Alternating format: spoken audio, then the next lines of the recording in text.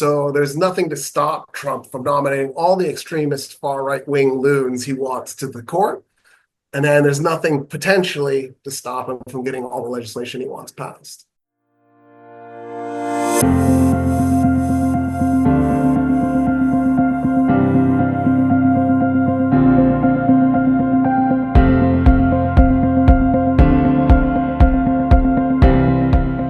Hello and welcome back to The Focus. Just over 2 weeks ago, former US President Donald J. Trump defeated Democratic presidential nominee Kamala Harris. The vote was not the close contest many, including myself, anticipated. People are hurting. People are angry at the chattering classes and have taken it out on elite opinion. Many believe the American political class is blind, deaf and dumb to the rising cost of living and its effect on the average citizen. Trump was re-elected on the promise that he is the anti-establishment candidate, that he has all the answers to make the suffering go away. Is Trump's victory a true turning point in the history of the United States and the world, or is this simply media hyperbole? Join us as Dr. Roy Casagranda returns to us from Dubai to dive into the unpredictable path an angry and frustrated American electorate has pushed the United States into. This will be another unmissable episode right here on The Focus. Roy, welcome back to The Focus. Thank you for having me back. Well, 2 weeks ago when we last spoke, you helped our audience understand some of the big issues at stake in the US presidential election. Before we drill down into the specifics of what another Trump presidency and his cabinet picks mean for the American Republic and the world, what is your take on why Harris lost, and lost so badly? Okay, so she did lose badly in the sense that she lost by about 1.6 percentage points. I know that the counting is still going on in some of the Western states, and I think Trump just fell below the 50% mark. So I think he's somewhere around 49.95%. And I know that seems like nitpicking at that point, because if you round it, it's 50. But I think psychologically it matters for Trump, and it matters for the losing side as well. In terms of presidential elections, I think we've had 56 so far, or 57. I should have checked before I got on. And this is, probably like the 52nd in terms of size of win. In other words, it's a relatively close election for American elections. She did lose the Electoral College by a significant amount, right? 226 to 312. Which when you put in perspective of the percentage, those two things obviously don't match. Trump's Electoral College win was much greater than his popular vote win.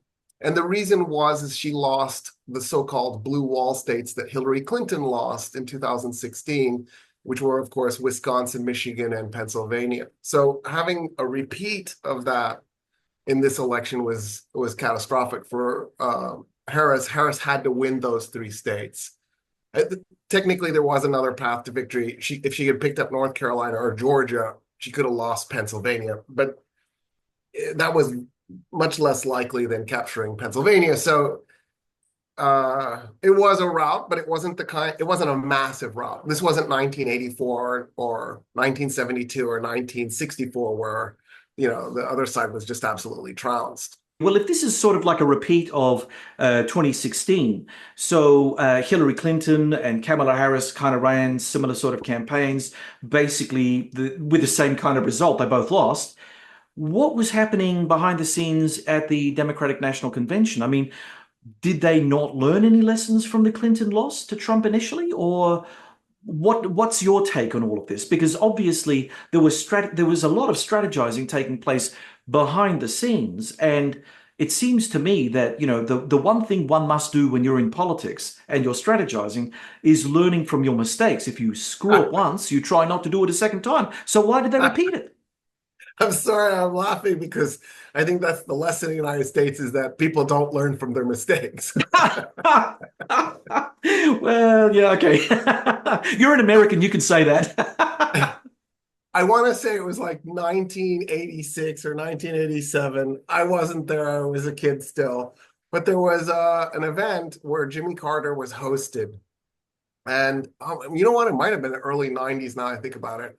And so there was a political scientist in the audience, and he was taking questions. And the political scientist said, when you were elected in 76 and then took the office in 77, you and your cabinet presented all these policies to Congress. And as a result, Congress was so overwhelmed and they didn't know where to start. And they spent most of their time arguing about starting that for the first 100 days of your administration, Congress passed none of your campaign promises. There's only been 2 presidents in US history that have had 0 campaign promises passed in their first 100 days. Jimmy Carter being the first of them. And the political scientist said, so what's the lesson you learned from that? And Jimmy Carter said, nothing. I would do it all over again. And you're like, wait, what? No, no, don't repeat defeat. Why? What's the principle you're dying on here? Yeah. And so to me, there's a history of the Democratic Party failing to learn. The Republican Party is better at this because I think the Republican Party feels there's more at stake. Maybe, I'm not really sure. I don't know what could have been more at stake than the 2024 election. Well, in the case of the Democratic Party, it has a problem. And this problem goes back probably to its founding.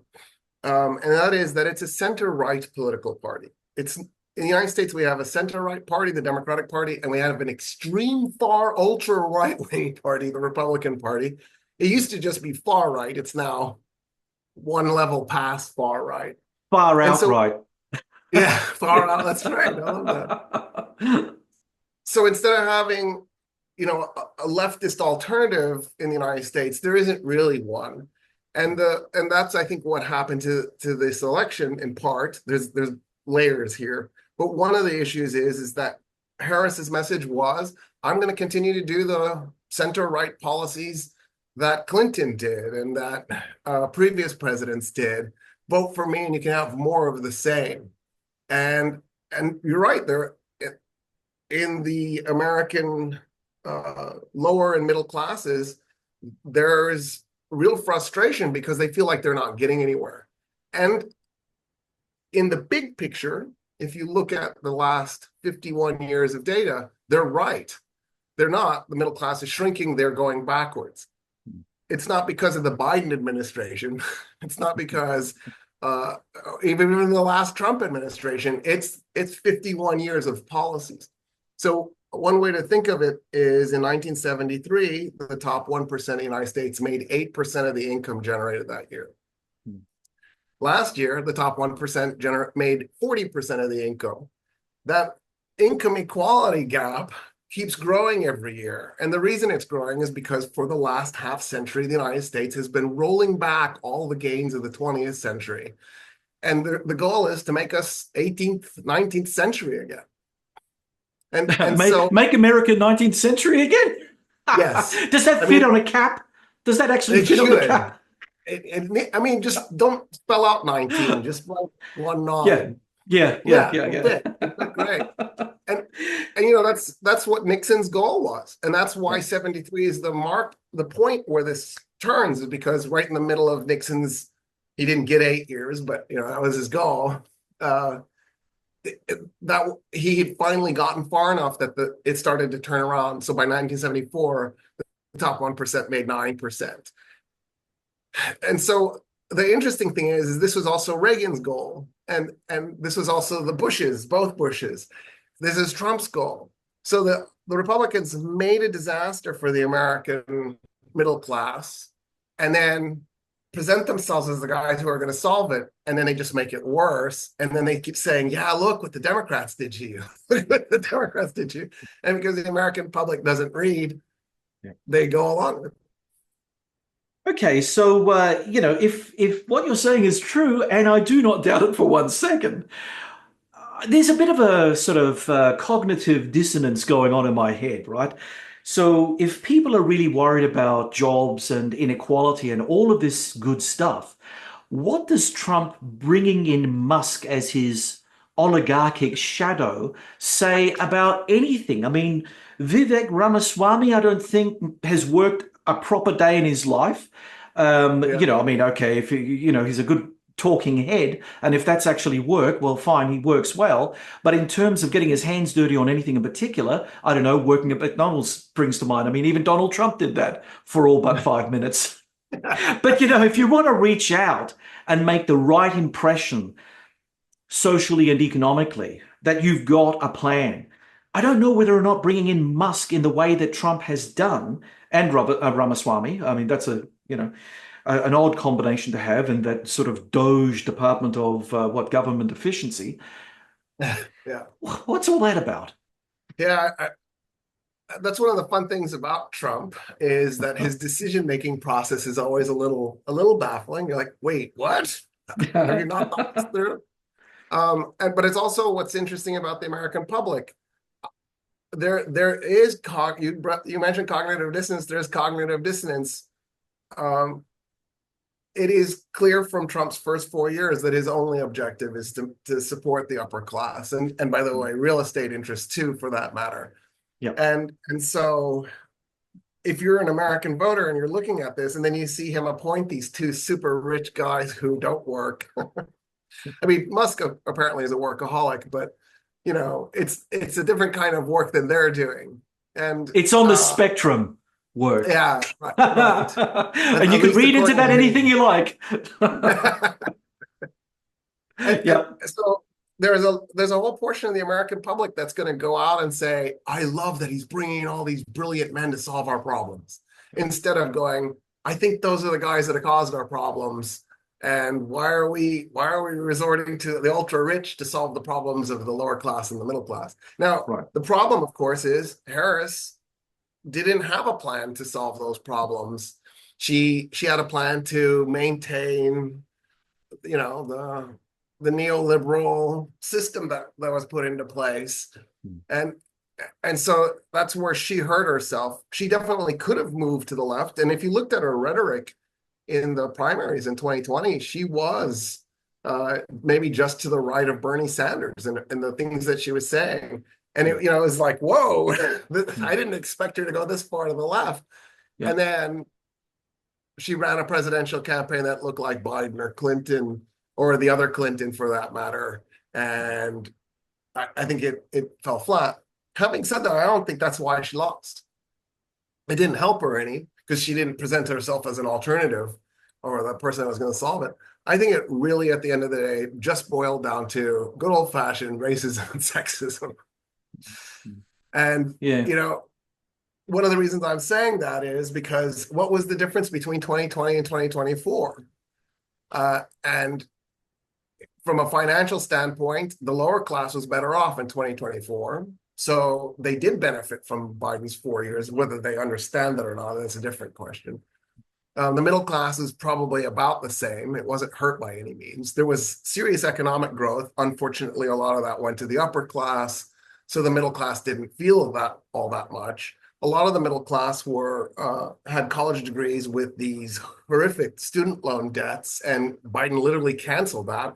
And a lot of it, not all of it. And that, as a result, should have motivated the middle class to show up and vote for him, to reward him. So if you looked at it from just a strictly financial standpoint, there's nothing to make 2024 make you think the Democrats messed up. I know a lot of people think they did because of the inflation, but the reality is that incomes rose. And in the lower class, incomes rose much faster than the inflation rate rose. So technically, in real dollars, the lower class was better off. So at that point, all I'm left with is gender and race.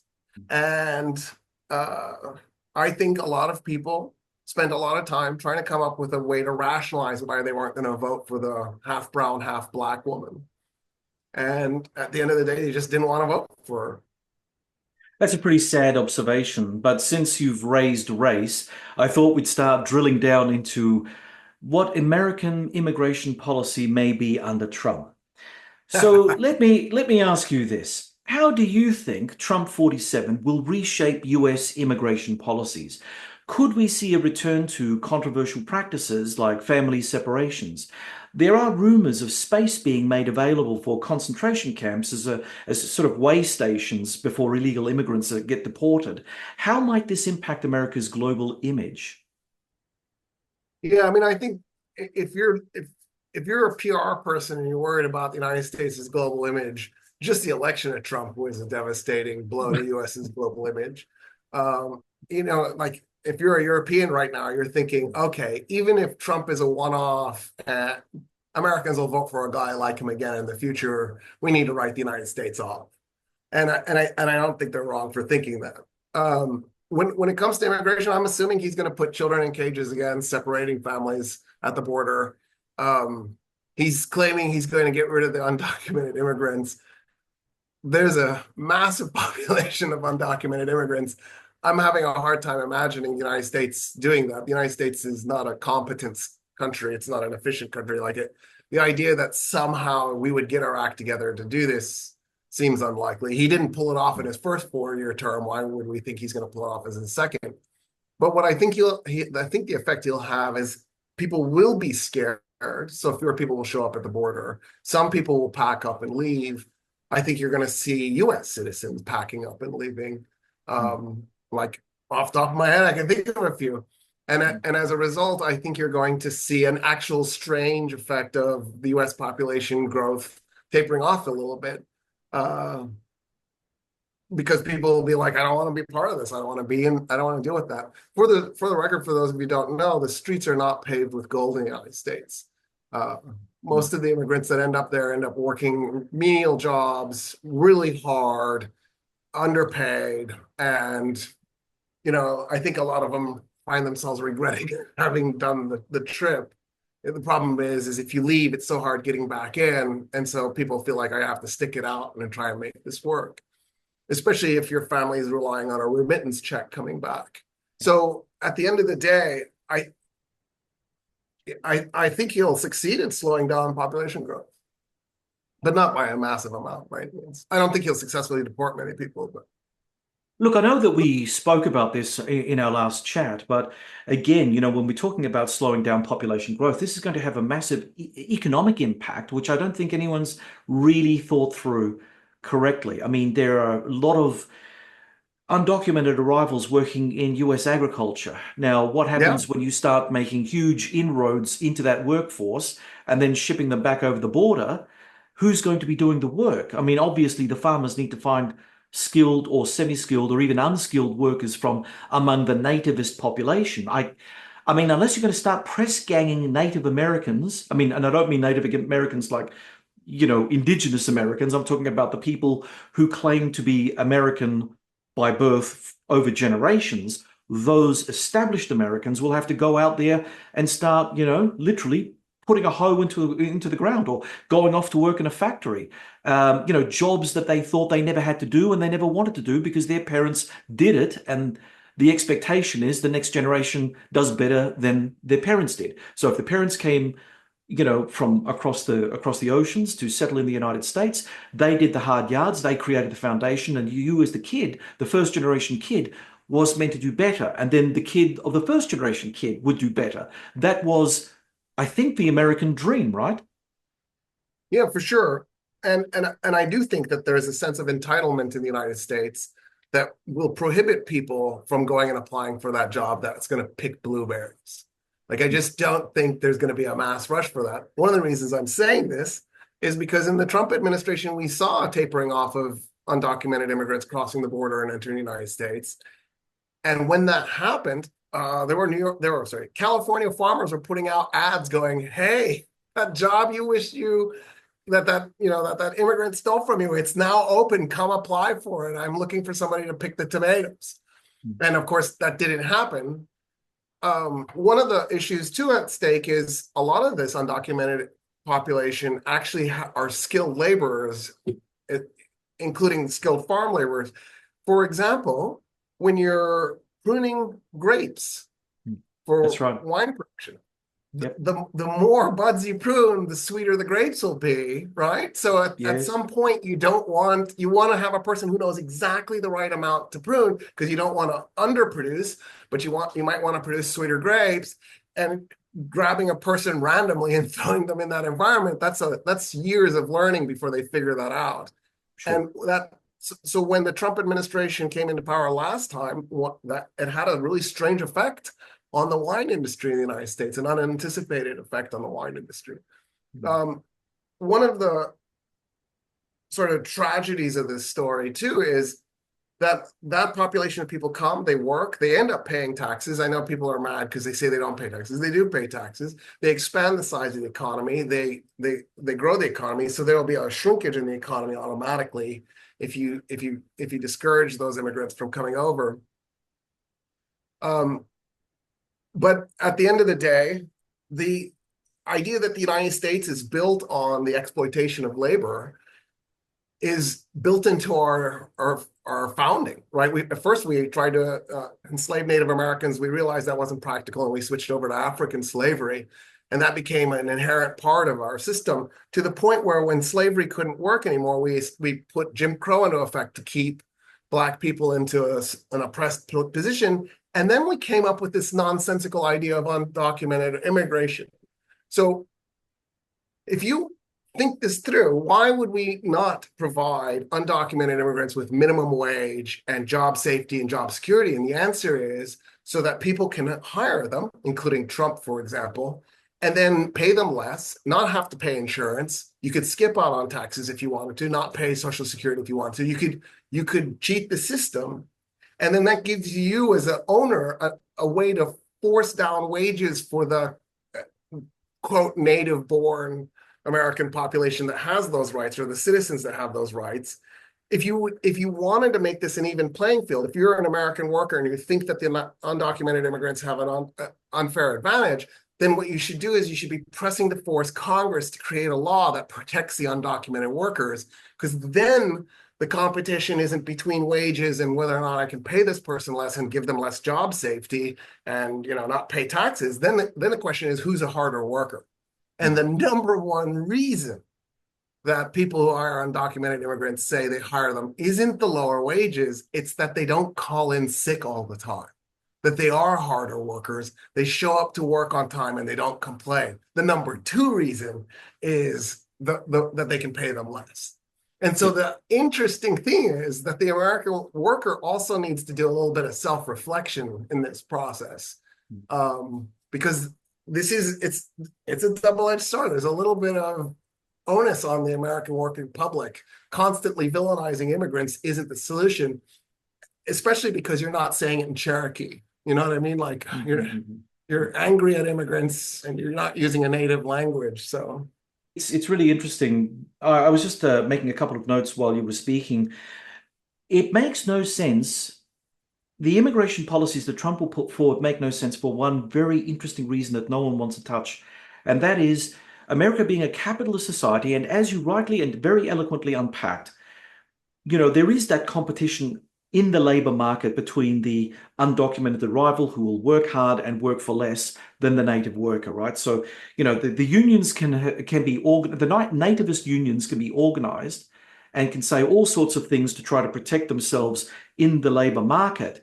But it is the undocumented arrivals who come in who get exploited by the capitalists to do the job, and they know that they can get away with it because, as you say, they do it far better than the local workforces that are unionized, right? And of course, it all comes down to cost. If I'm Elon Musk, I know what I do in a freewheeling can I say laissez-faire? It's such a wanky term, but anyway, laissez-faire capitalist sort of system. If I was a big oligarch, I'd say, yes, bring them all in. I don't care. And I will pay whatever it takes to get these people in, and I will traffic them in if necessary. So what will happen when Trump decides to, intern people into camps, then sends them over the border, only for the very capitalists who depend on these workers to funnel their ill-gotten gains into the black market to then re-export these workers back into the United States? One of the strange things that's happened, at least in Texas, I don't know if this is happening in other places in the United States, was that if you went to a construction site in Austin, you would find a security guard there. All 24/7, but even in the day when all the workers are there. The reason isn't because the security guard is worried, the company that is worried you're going to come steal their crane or walk off with their bulldozer. The problem is that people are coming and poaching those workers. And the security guard's job is to go chase them away. No way. Because there just isn't enough of that kind of skilled labor. Like if you're, so I'll just out myself a little bit. I laid block at one point in my life. I also poured concrete and I also did some roofing and some drywalling. That's nothing to be ashamed of, Roy. Nothing to be ashamed of. No. I like that I did it. Yeah. It was good for my soul. Those were really hard jobs. By the way, laying block was the worst. That was horrible. Yeah. And you're abusing your body, but if you're a good block layer, you're also really fast. I was never fast. I was a terrible block layer. My boss hated my guts. He would come and he'd knock down my portions of my wall because it wasn't straight enough for him. So, like to have the ability to quickly lay block and you're making it straight requires an enormous skill set. It's really hard labor. It's really painful. There's no way people with a bunch of affluenza are going to want to go and do it. Here's a fun stat. 6% of the US population is from Asia. 30% of the US's MDs are from Asia. So as a population, they're 5 times better represented than the percentage in the general population. The reason isn't because Asians are smarter than white people. It's because at the end of the day, the average American thinks, why would I go to med school all those years to do a really hard job where I'm working 60 plus hours a week that's high stress when I can go get a bachelor's degree and get a decent job and still make okay money. And so there's this sort of built-in, I don't need to achieve to really have a comfortable life. I don't have to go hard. And as a result, Americans have this kind of coddledness to them that doesn't lend itself well if you're going to get rid of the labor force that's going to do the hard work. Yeah. And I think the nativists haven't thought this through. They just wanted somebody to scapegoat. All right, staying on the same topic, but just slightly altering the line of questioning. It seems that Trump will enable the military to assist in rounding up illegal immigrants for internment and deportation. Knowing from the Royal Australian Navy's experience with Operation Sovereign Borders, our own use of the military instrument to deter illegal immigration to Australia, we know that many sailors involved in its early phases suffered post-traumatic stress disorder and low morale for manhandling undocumented arrivals, many being women and children. How do you think American service personnel will handle this sort of duty? I mean, that's a good question. In Texas, we had both the National Guard and the Texas Guard deployed to the U.S. border. And it's anecdotal, but from the conversations that I heard and from the conversations I had with people, it was bad for morale. It was not a good experience. I mean, when you think about it, taking people who are trained for combat, who at a given moment need to be able to go into combat, and then making them border patrol, that's kind of humiliating at some level. And it's I think it's just always generally a bad idea to demean your military. It's not good. But on top of that, it's been exhausting. So it's not just that they've been sort of turned into border patrol agents. It's also that they're working really hard doing it, and a lot of them are thinking, "I didn't sign up for this. I had a different thing in mind." And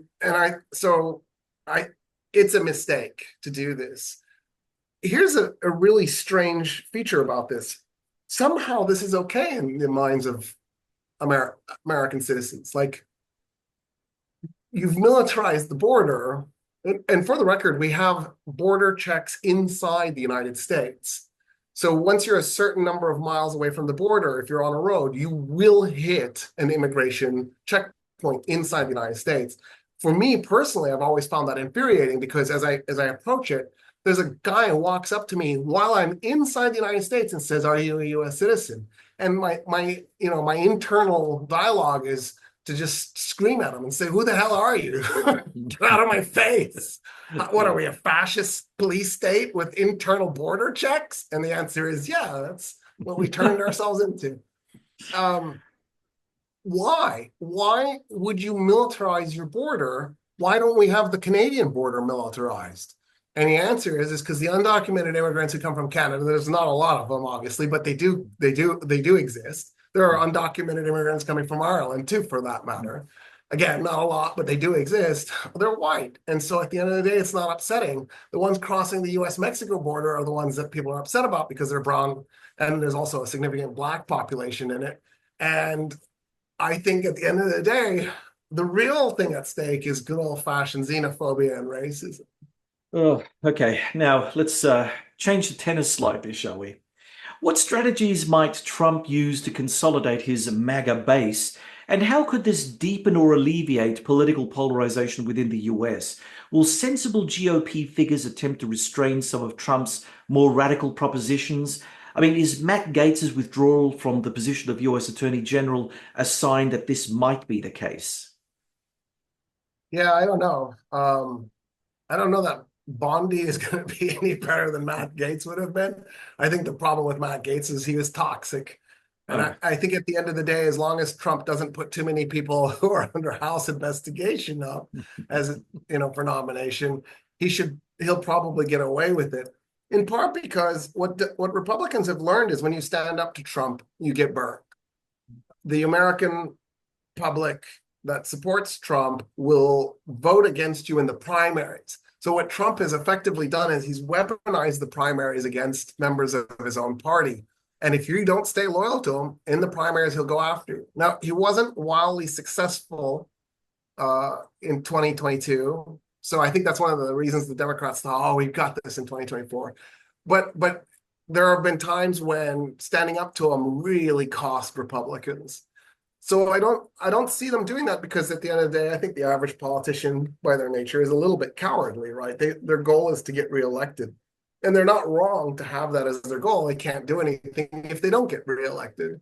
It's just what that does then is it puts the Republican politicians in this really awkward position of, well, I can't stand up to him. I have to go along with him or I won't get reelected. I'll be replaced by somebody who's worse, which is what everybody always does, right? Oh, I need to justify having this job in my mind. So the next guy will be worse. And then at the end of the day, you end up doing everything that the other guy would have done anyway. And so you didn't really do a service for humanity. So I think the problem is that this cult of personalities, he's dug in so deep into the psyche of the Republican Party that I don't think it matters. I think Matt Gaetz might have been stopped, but there's 20 people in line waiting to take that position. So I don't think that matters. In the first term, we had people who stood up to Trump, like James Mattis and Kelly, right? There was a whole series of guys who were like pushing back against him. I don't think he's going to have any of that this time. He's just certainly not in his certainly not in his inner circle, right? Yeah, but the thing even that the cabinet. Well, I think he'll just stack the cabinet with his own people. So, for those people, and I've spoken to a lot over the last week or so, who come back at me and says, oh, yes, but, you've got to remember that there are many sensible figures in the GOP who don't like some of Trump's more extreme rhetoric or his more extreme picks. And so therefore they are going to now replace the adults in the room who were around during Trump 1.0. I'm not so sure that that's going to be the case. I share your skepticism on that. But what would you say to those people who insist that there are those, old style Republicans who will keep Trump under some sort of watch? Well, where are they? I don't see any evidence of their existence anymore. In the first Trump administration, there was some of that. There was a little bit of pushback. But in the end, he got impeached twice, and only one Republican in the Senate voted for his conviction. It's the first time ever that an impeached president had a member from his party in the Senate vote for the conviction. And it was Mitt Romney. And, the response was that the mob on January 6th was actively looking for Mitt Romney and almost nabbed him. They were just a few feet away from him. And so Mitt Romney almost paid the price with his life. Wow. And I think everybody heard that loud and clear. Like, Trump isn't messing around at some level.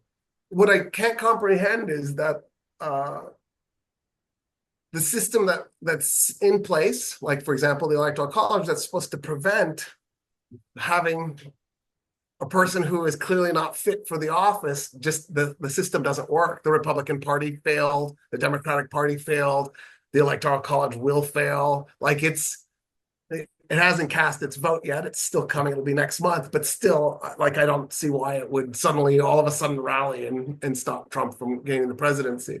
So the system that I think people think is in place to prevent this, I don't think it exists.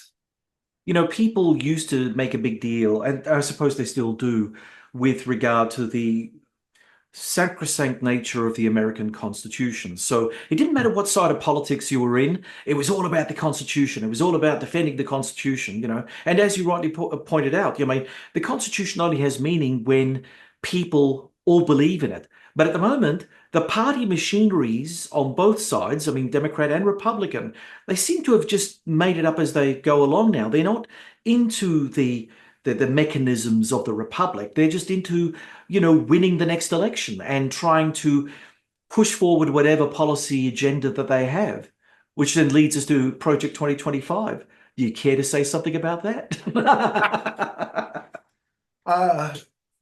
You know, I may have said this on the show last time, but I watch A Handmaid's Tale, and my wife's like, "Why do you watch that horrible show?" And my answer is, I want to know what the future is going to be.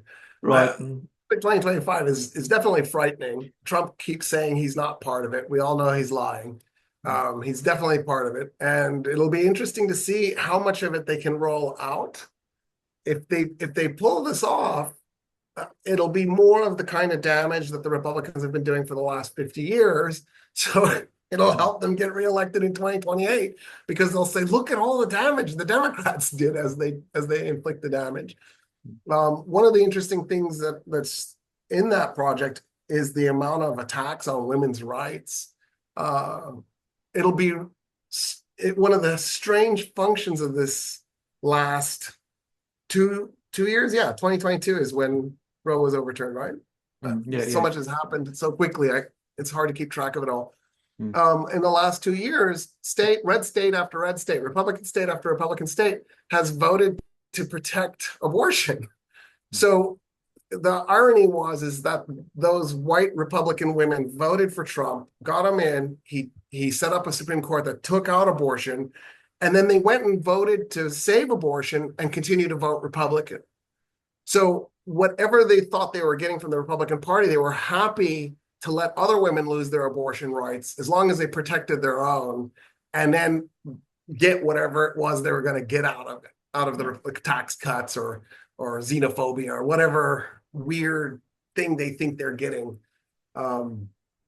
So unfortunately, I think at the end of the day, a lot of Project 2025 will get through, especially if the Republicans, I'm sure they've already thought of it, so I don't think I'll be saying anything crazy by saying it. Is one of the possibilities is that the Senate will vote to kill the filibuster on the first day. The first day of the Senate session, it's a simple simple majority to change the rules of the Senate. So what they can do is on the first day go in and vote to change the rules and get rid of the filibuster. If they do that, at that point, then because they have the majority, they could literally pass any law they wanted to, one after the other. And they've already gotten rid of the filibuster for nominating judges. So there's nothing to stop Trump from nominating all the extremist far right-wing loons he wants to the court. And then there's nothing potentially to stop him from getting all the legislation he wants passed. Okay, so Trump is often touted his economic achievements during his first term. What specific policies could we expect to see in his second term, and how might they address or exacerbate income inequality and inflation? So I'm always confused about what economic achievements he made in his first term. Like, I kind of want somebody to tell me what these glorious economic achievements were. You know, if you look at his first term, the U.S. economy grew from like 1.8 to 3% per year, which, that's not terrible growth by any means. Biden had 6% in 2021, but that's of course because we're doing the COVID recovery, so that doesn't really count. If you take the years afterwards, Biden's been running 2 to 3%. So in terms of growth, they're pretty much the same. I'm always nervous when I see kind of flat growth, not much up and down, because then it makes me think it's a Ponzi scheme. And honestly, the United States' economy has been shockingly consistent since the 2008 crash, the COVID event being the big difference. If you take that out, it's been steadily 1.5 to 3% growth per year. So I don't see a major achievement in terms of the Trump administration. He keeps saying he cut taxes. He didn't. What he did was he took the tax brackets that existed and he cut the number from, was it 9 to 5, I think. So he got rid of 4 of the tax brackets. The way he did that was he just compressed them together. So if you were at the bottom, at one of the lower tax brackets that got pushed in, your taxes actually went up, because then the new tax rate was halfway between the two brackets. If you were at the top, when you came down, now your tax rate went down. So it depended on where you were, whether or not you got a little bit of a tax cut. The only people who really benefited consistently was the upper class, because they were all brought down to the lower tax bracket. So the upper class got a tax cut. It wasn't a huge tax cut by any means. I think it's 0.5%, 1%, something like that. So I don't know what this great economic achievement is that he made.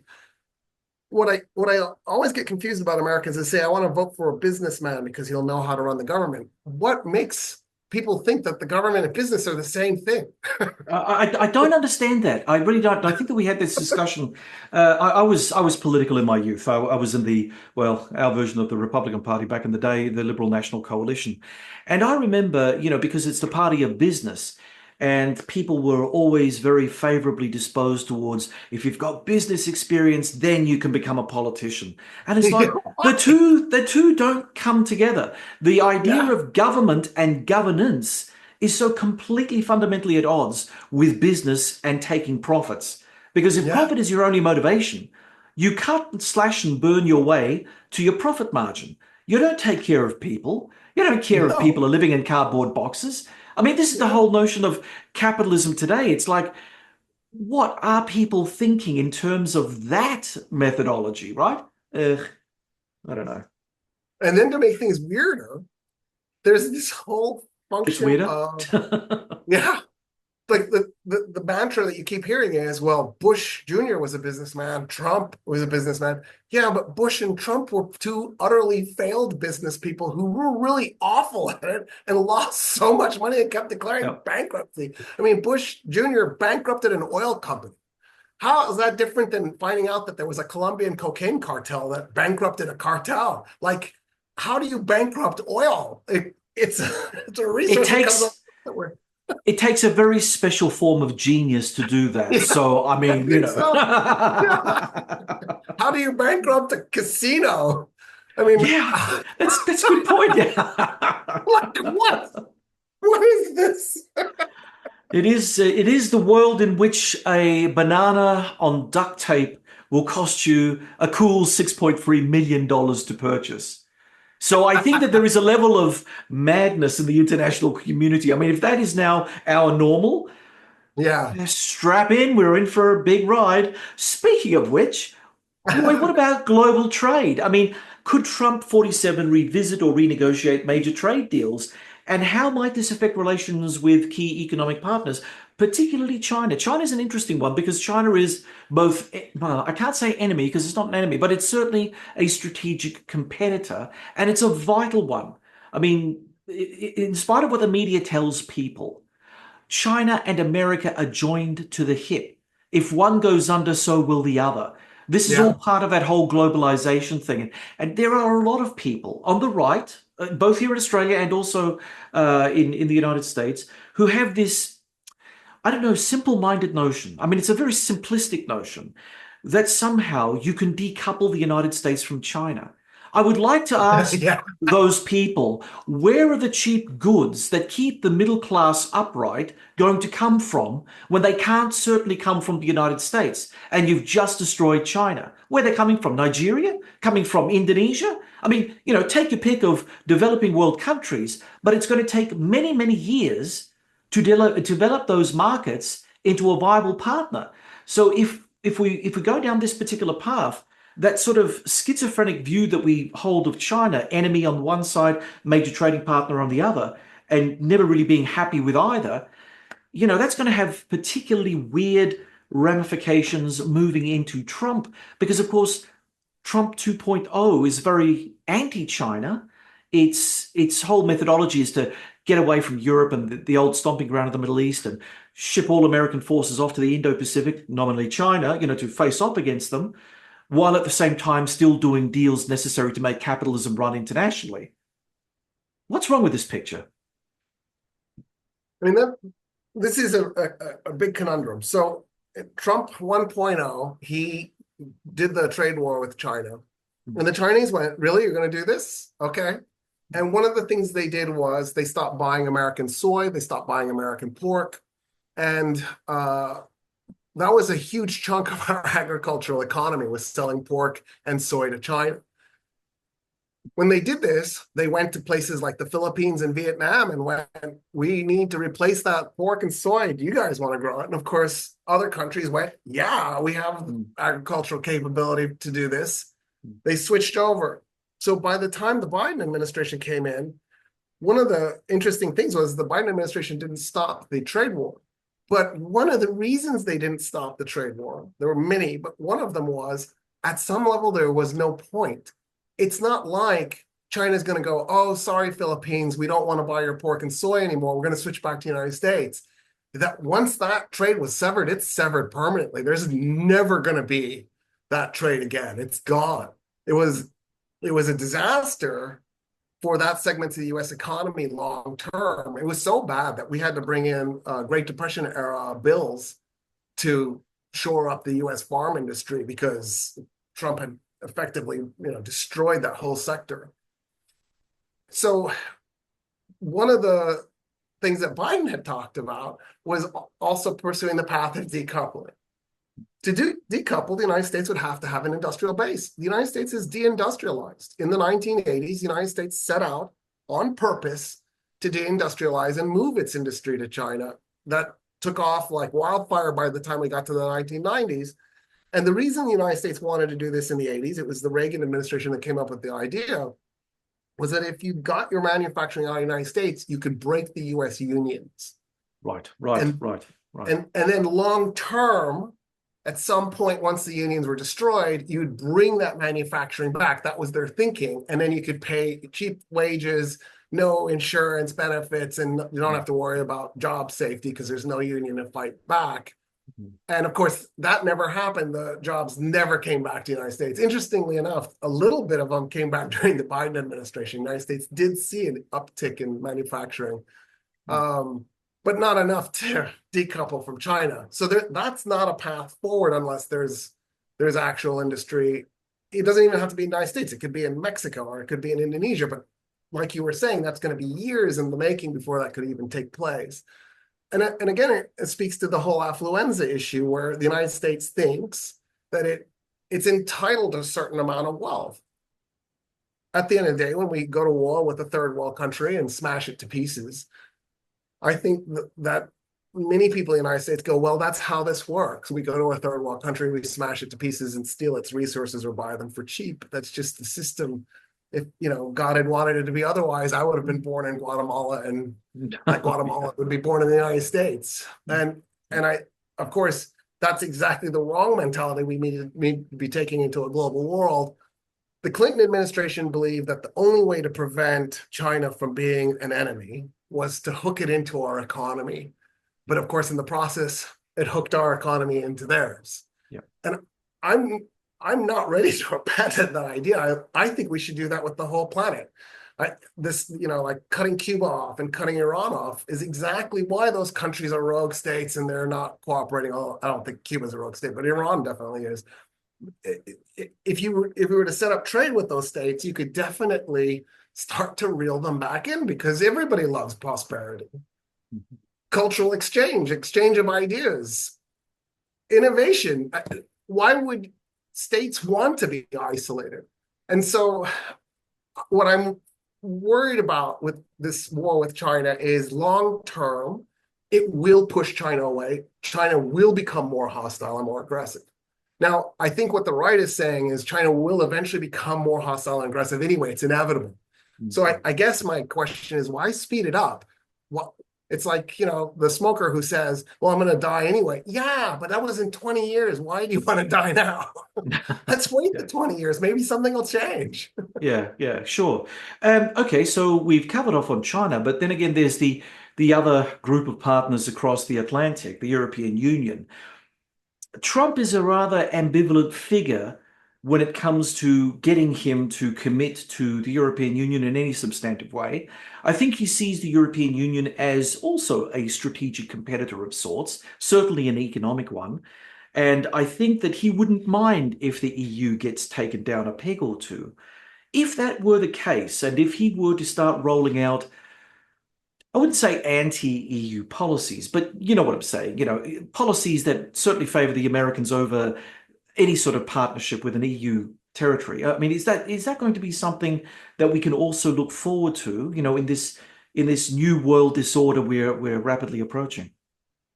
Yeah, I mean, I think Trump's attitude is let's burn it all down. So burn down the European-US alliance. So post-World War II, the Soviet Union. So I grew up in the Cold War. I reminisce.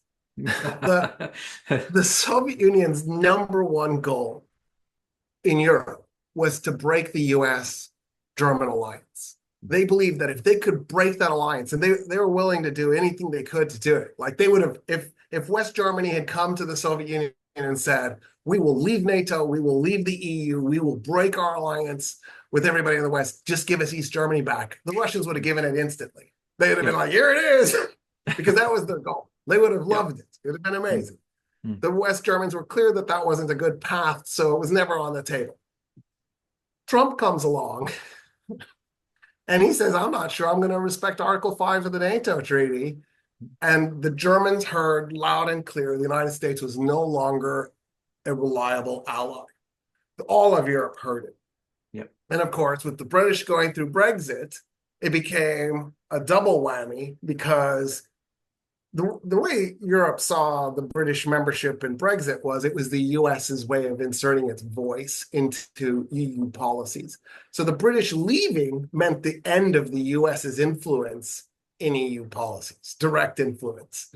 And as a result, the Germans began to think, man, we are no longer capable of relying on the United States. The UK has just walked away from us. We really just have to take this over by ourselves. They had already been looking at the possibility of maybe working with Brazil and India, but Modi and Bolsonaro made that off the table because they didn't want to work with fascists. So for the Federal Republic, the only real option left was to go it alone. So Germany did pass in 2022 legislation to rebuild the Wehrmacht and to reestablish Germany as a supreme military power. By the time they're done with the rebuild, they will have the third largest military on earth. It'll go United States, China, Germany, Russia will be fourth. And I think that's kind of all you need to know is that Germany with 20% the United States' GDP is going to try and match the United States' military might so that it can replace the United States. Going to war with Europe economically just pushes Europe further away. So it's a self-fulfilling prophecy. Like if you think that Europe's a competitor, wait till you see what it's like when you're no longer providing them a service. Doesn't it also fly in the face of the whole art of the deal philosophy, right? I mean, the whole art of the deal philosophy is about finding leverage on your opponent. And look, we talked about China. China could be a potential problem for Trump. And to have had a Trump administration nurturing the relationships among its Western allies would be a form of leverage that it could successfully use to strike a bargain or a deal or whatever. But if he chooses to burn the very people that American international power is based on, The question then is, what will that mean for American power? The American strategic footprint will retract. No one trusts the United States. No one wants to work with them unless they work with them in a transactional way. We can never Yeah, be, we can never really find the level of predictability in US policymaking. So obviously, Trump and other people who follow him in the future are short selling themselves at the moment. They're shorting themselves, right? yeah, absolutely. Uh, So there's two things with this. One, which is directly what you're saying, like if you break all your relationships and then switch over to transactional relationships only, so it's no longer about creating relationships, it's about transactions, you've lost a bunch of leverage. If you have a good relationship with the state and you treat them as an ally, you treat them as a friend, you have enormous leverage because you can literally go to them and say, hey, I would like X from you. And they might not, it might hurt them a little bit, but they might be willing to do it just because you have that connection. Look, I was talking to a business leader in UAE last year, and I said, what is it like doing business with the United States, right? Because obviously Arab economic behavior is very different than US. yep. For that matter, I think the whole world's economic behavior is very different from the US. Canada's economic behavior is different from the US. And he said when we would first do deals with the United States, they'd come in with these big demands, and we would give in to them because we thought we were creating a relationship. And we thought next time when we come back and negotiate the next round of deals, because we were so generous and gracious the first time, we'll get a good deal on the second round. There's no second round. It was just one off. They just came, took, walked away. And so he said, when we deal with the United States, we know there's not a future. This is a one-off event. We can't count on the United States for anything. He said, by contrast, when the Japanese come to do a business meeting, they won't sign until we've invited them to our home and they've eaten with our wives and children. And he said, so at that point, we know that when the Japanese make a deal with us, this is the first of many. When the US makes a deal, this is the last time we'll ever see those guys. So that's one problem. There's another issue here, which is the concept of a fleet in being. Now, it doesn't always work. So in World War I, Germany had a fleet in being. There was one naval battle between Germany and Great Britain, and it was, Battle of Jutland. And both sides claimed they won it, and really neither side won it. It was a stalemate. What Germany decided to do was not risk another naval battle because they were worried their fleet would get sunk, because they thought having the fleet as a threat was enough to tie down the British Navy. And they weren't completely wrong for thinking that.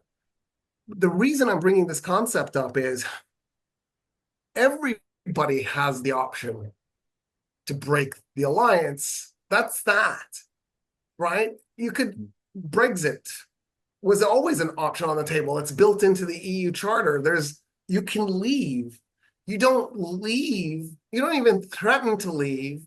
You just simply go in and you negotiate and you say, look, I want X. If you're threatening, then that means you're in a position of weakness. And so what Trump constantly does is he reveals the weakness by pulling out the fleet.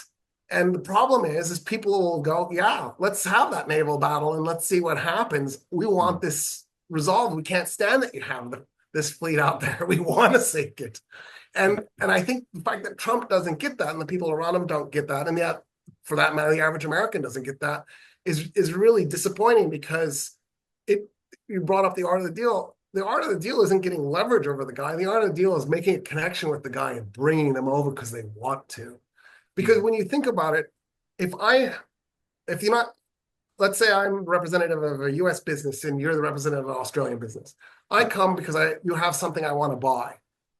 I gouge you. I tear you up. I make the best deal imaginable for me. Next year, when I come back, I've damaged your company. It's contracted. You have less to provide me. Yep. If I come and I make a good deal that's good for both of us, next year when I come back, you're going to have the ability to give me a good deal again. Mm-hmm. And the fact that capitalists don't understand that blows my mind. Yeah, I don't understand that either. It's a very strange situation. Okay, so we've covered off on the economy, but at the moment, I'd like to actually switch our focus onto education. Trump's past education policies have focused on school choice and reduced federal oversight. Do you foresee any significant changes or challenges in his second term? Roy, what are your thoughts on Trump's choice for Secretary of Education, Linda McMahon? What qualifications do you believe she possesses to work in this portfolio? So I actually haven't really looked her up, so I'm going to hold off on commenting on her. But I will That's very diplomatic. we could talk about Betsy DeVos, his last Oh, pick. yeah, we could too. If she's any indicator of what's to come, that's not great.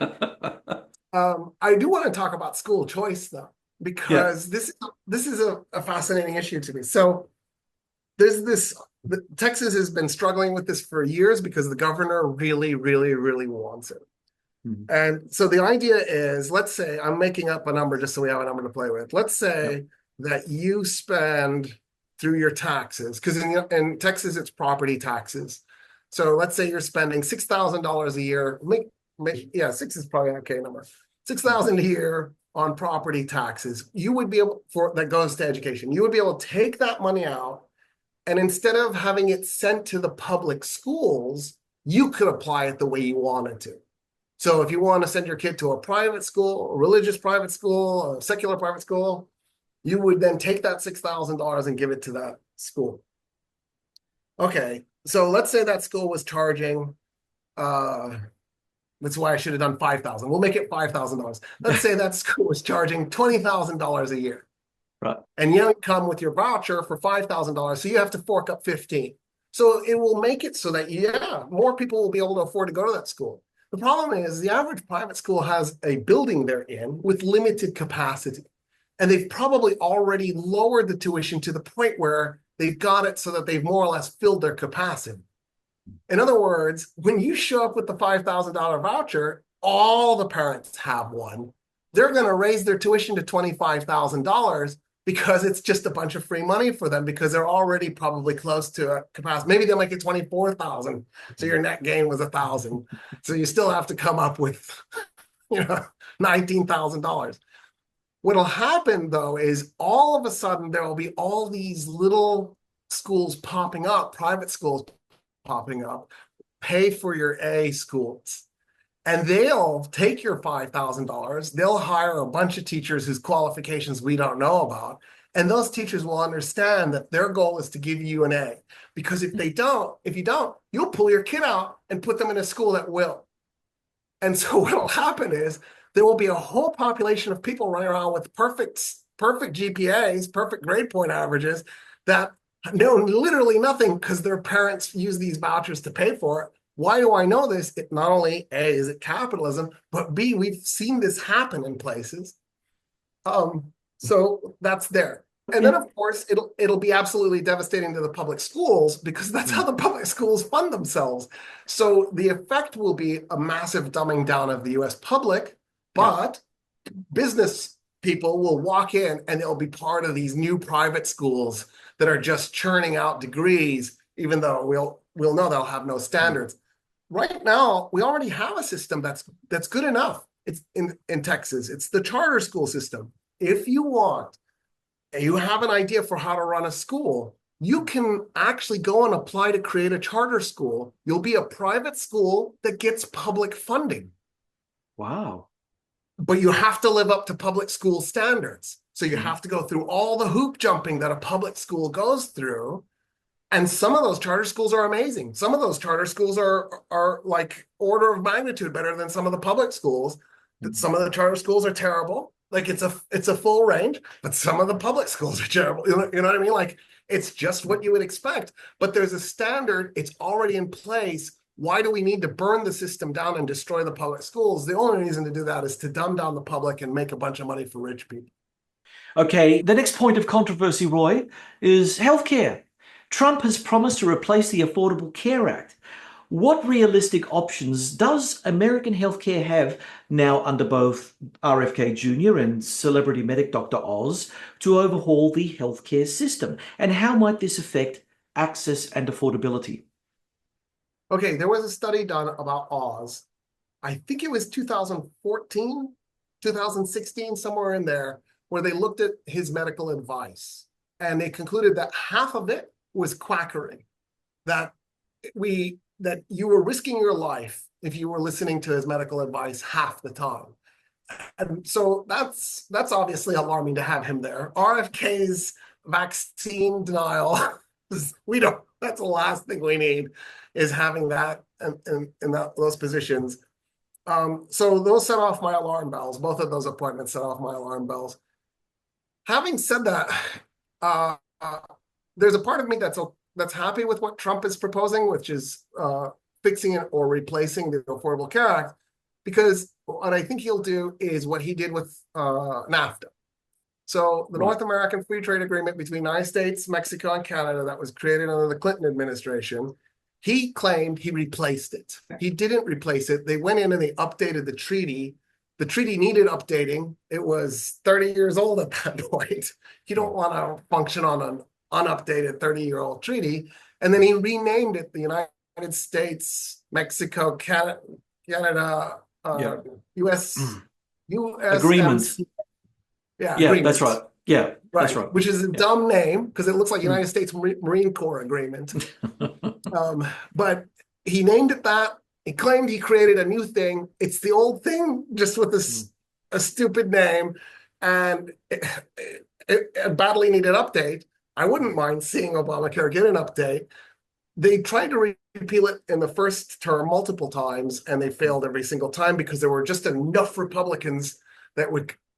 It was usually like three: Murkowski, Collins, and John McCain. They would come in there at the last minute, and they would vote with the Democrats and stop it. We don't have one of those guys, John McCain, anymore, but we still have Collins and Murkowski, so maybe it's still safe. I don't know. In any case, I have a sneaky suspicion that's what he'll do. So there's part of me that's okay with that. There's part of me that's really disappointed with that because I think the average American go, oh my God, look, he created something brand new, and he'll call it Trump Care, and they'll talk about how wonderful it is, and it'll just be Obamacare. And you'll think, wow. And it'll be brilliant. He'll pull it off. And that's the tragedy. Reagan's education cuts in the 80s had a consequence. Oh, look, I don't doubt that for a moment. But the one thing that I will push back slightly on, and I understand your concerns with, RFK Jr., but not all of the stuff that he's putting forward is, a little bit unhinged. Some of the stuff actually will try to make the American medical supply chain or the agri-food business supply chain a little bit more like the European side of things. Allegedly, he claims to want to get pesticides out of the agribusinesses. I mean, the Americans are eating a lot more of things that have been outlawed on the European continent quite some time ago, which obviously goes into the very health of the American public. And we're not just talking about cheeseburgers, we're talking about everything that comes out from big agricultural concerns. So maybe that's not such a bad idea. I don't know. How do you measure it up? Oh yeah, I totally agree. It's a fantastic idea. There's a reason why some countries refuse to buy U.S. beef. Oh yeah. During during Bush Jr. administration, Bush Jr. went to South Korea and basically forced South Korea to sign a treaty, an economic deal where they would buy U.S. beef. The riots that ensued in the streets were so bad that at some point the South Korean government tore up the agreement. And, Bush came in all blustering, how dare you? And the South Korean leadership said, we're more frightened of our people than we are of the United States of America. We're not going to import your beef. And of course, South Korea is this big barbecue eating, beef eating country. So this was huge. They're not wrong. The quality of U.S. beef is definitely alarming because of the kinds of things we do in our agricultural system. So to that degree, yeah, I love it. There are probably some other things that I would totally agree with Kennedy on. My problem with him is really the anti-vaccine thing that he keeps talking about, and some of the conspiracy theories that he's gotten into. But when it comes to food, yeah, we're on the same page. Yeah, sure. That'd be something. Well, it would be something. To at least if RFK were to do that and only that, I think that maybe he'll come out of it smelling like a rose. And, people will forgive him for all the things that he said earlier about vaccines and so on and so forth, because he would have solved a major health crisis in the United States. We can only live in hope that that's what's going to happen. But then again, we've got the other issue that needs to be looked at, and that is military priorities and defense. So Trump is the anti-war president. So how might Trump approach defense spending and modernization efforts? Are there any indications that he might shift US military strategy globally, especially in the Indo-Pacific, or with existing NATO commitments? Furthermore, do you believe that the nominee for the post of Secretary of Defense, Pete Hegseth, has the required skills necessary to drive a multi-billion-dollar bureaucratic juggernaut that is the US Department of Defense? Do you think Hegseth will encounter organizational resistance? So Hegseth, of course, is completely qualified for the job because he worked at Fox News. Yeah. You know, he was in the military at one point. Yeah. Look, I mean, it comes down to a very simple thing, I think, and I have worn the uniform over here, just as a humble reservist, but nonetheless, I've hung out with a lot of military people in my career. One thing that springs to mind is you need to have a level of understanding of the bureaucracy in all its manifestations to be comfortable operating it. Now, from what I understand, and look, I don't want to be too cynical, Hegseth, I can never pronounce his name. Hegseth, right? Hegseth, yeah, that's right, Hegseth. Yeah. Hegseth, does have his war record, which is, no one doubts that he's a war hero of sorts, right? Yeah. But does that necessarily mean that he will be good to run the whole box and dice without that broader strategic understanding of logistics and organization and what is necessary to keep the machinery of defense working? And, by machinery of defense, you're very familiar with the idea of the military-industrial complex. It is a complex. So you need to come to the position with a little bit of, let me say, confidence in your capacities. I agree. I think that one of the problems that we've had in the United States really since the mid-1970s is the American public has moved away from trying to vote for the technocrats, the bureaucrats, and keep trying to vote for these outsiders like Trump, people with no experience. And the problem is, yeah, it's true those technocrats who had been in the bureaucracy for 20 years might be corrupt, but they're also incredibly experienced, and they also know what they're doing. And so there's a consequence of, corruption versus incompetence, which is worse. And from what I can tell over the course of the last 100 years of US history, incompetence is definitely going to be worse than corruption. It's better to have a corrupt, competent bureaucrat than an incompetent bureaucrat. Yeah. And I hate to say it, but that's just the reality of electoral republics. Maybe there's a better political system out there, but that's what we're stuck with at some level. It'd be great if we could have clean, competent bureaucrats. So my assumption is that Hegseth simply doesn't have the experience to pull off being this position that he's going to be in. Trump, as the peacemaker president, is kind of absurd. I mean, he took multiple unnecessary risks when he was president, including assassinating Soleimani, the Iranian general in Iraq.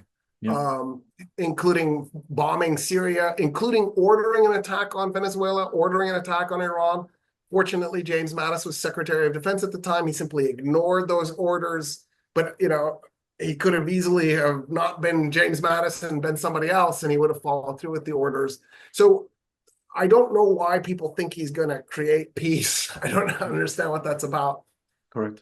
For the record, I hate U.S. foreign policy as a general rule. It is exploitive. It is transactional. We have smashed third world states for no reason instead of developing them. Part of that is the legacy of U.S. imperialism that we've never shrugged off. Part of that is a result of changes that the Clinton administration started to do in the post-Cold War period. Clinton thought it would be a great idea to take some of the money that we were spending for the Department of State on foreign policy and actually move it over to the Department of Defense. And the result was that the Department of Defense found itself in a position where it sort of was a second Department of State. In other words, it was the secondary diplomacy line. I think it's a really bad idea to have the military be your second tier for diplomacy, because their job is to come in when the diplomacy failed, not to do the diplomacy. And that's been the way the United States has functioned ever since. And that off the bat is a mess, which makes me even more worried about Hegseth, because I don't think he has the diplomacy skills to run the Department of Defense, which is, by the way, a Department of Offense, right? That's the ultimate 1984 nightmare, calling it the Department of Defense. And so at the end of the day, I'm really worried about what Trump is going to do, what kind of unnecessary risks he's going to take. I can very easily see him wanting to start a war with Iran, for example, if for no other reason just to make Israel happy. I could very easily see him going after Venezuela just because he'll see it as unfinished business from his first administration. And then, of course, there's the possibility that the United States will antagonize China, and I'm not real happy about that either. All right, let me ask you something just as a follow-up, because you touch on a very interesting point, and I know that you raised it in our last interview. You're not a fan of US foreign policy, and I understand all the reasons why you're not a fan of US foreign policy. As an ally of the United States, we've stuck by you guys thick and thin through, fair weather and foul, and it's no, it's okay. But it raises an interesting issue, and that is, would the world be better without the United States in the central position, considering the fact that if we're looking at the world right now, take the United States out of the equation, we've got people like Xi Jinping, Vladimir Putin, Olaf Scholz, Emmanuel Macron. What do they offer the world in terms of stability, non-colonial ways of thinking? I mean, I would argue that once you get to the central role, I mean, if we could play swapsies for a moment and hypothetically, swap out the United States and put China in the main role as global hegemon, I would argue that there is a universality in human nature where we very quickly understand the nature of Chinese power is probably like the United States, but on steroids. I don't think it's going to be, it won't have any soft edges. Not that the United States had soft edges, but it was sort of pliable. Whereas in a brittle autocratic sort of framework, I think that the likelihood of people smashing down houses just for the sheer, well, I'll say the sheer shit of it is also very likely. I mean, I don't know. How do you view that? I'm curious. No, I totally agree with you. So for me, the hope was that the United States would tone down its imperialism and then act as a bulwark to block other people's imperialism. Right. That was always my hope for the United States, because there's no going back and resurrecting the 3 million dead Vietnamese or the 2 million dead Iraqis. That's in the past. We should definitely find a means to atone for it, but there's no way to fix it. Having said that, I do think that China is a bad player on the world. I think Russia is a bad player. They're not as awful as the United States has been.